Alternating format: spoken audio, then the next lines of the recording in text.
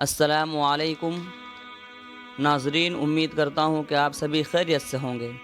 آج میں آپ لوگوں کے سامنے انتخاب صدارت کا دوسرا طریقہ بتاؤں گا۔ کل میں دعوت انتخاب صدارت کا پہلا طریقہ بتایا تھا۔ اگر آپ لوگوں نے وہ ویڈیو نہیں دیکھا ہے تو ڈسکرپشن میں اس کا لنک مل جائے گا، وہاں پر کلک کر کے دیکھ سکتے ہیں۔ تو ناظرین، ویڈیو شروع کرنے سے پہلے میں یہ کہنا چاہتا ہوں کہ اگر آپ ہمارے چینل پر نئے ہیں تو ہمارے چینل کو سبسکرائب کر لیں اور ساتھ ہی ساتھ بیل آئیکن کو کلک کر لیں تاکہ ہر نئی ویڈیو سب سے پہلے آپ تک پہنچے۔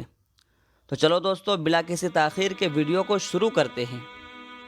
آپ یوں کہہ سکتے ہیں: آ جاؤ ختم ہو گئے دن انتظار کے، آ جاؤ ختم ہو گئے دن انتظار کے، دور خزاں گیا اور دن آئے بہار کے۔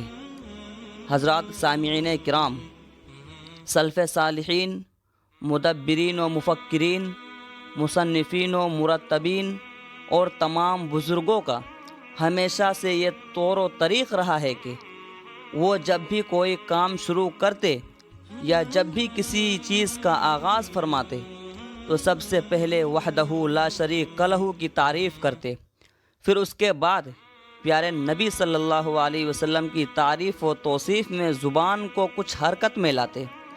لیکن ایک بات اور بھی ہے، آپ حضرات کے گوشے گزار کر دوں کہ بزرگوں کا یہ بھی دستور و عمل رہا ہے کہ جب بھی کوئی بزم و انجمن یا اس طرح دیگر پروگرام کا آغاز و افتتاح کرتے تو اس سے پہلے ایک ایسی شخصیت کا انتخاب و انتظام کر لیا کرتے جن کی قیادت و سیادت میں وہ کام حسن انتظام کے ساتھ افتتاح سے اختتام کی منزل کو عبور کرتا تھا، جنہیں ہم اور آپ صدر انجمن یا صدر جلسہ کے نام سے یاد کرتے ہیں۔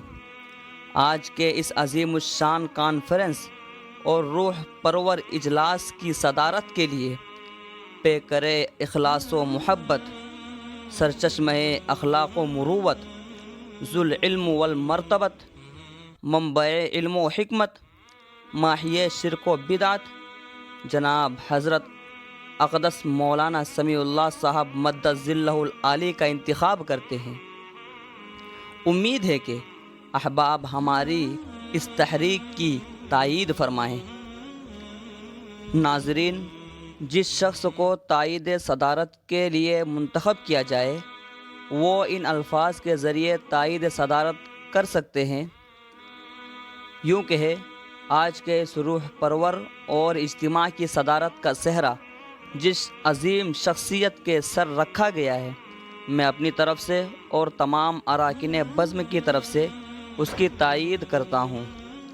ناظرین، امید کرتا ہوں کہ ویڈیو پسند آئی ہوگی تو لائک کرے اور اپنے دوستوں سے شیئر کرے، اور اگر کچھ پوچھنا ہو تو کمنٹ کرے، میں اس کا جواب انشاءاللہ ضرور دوں گا۔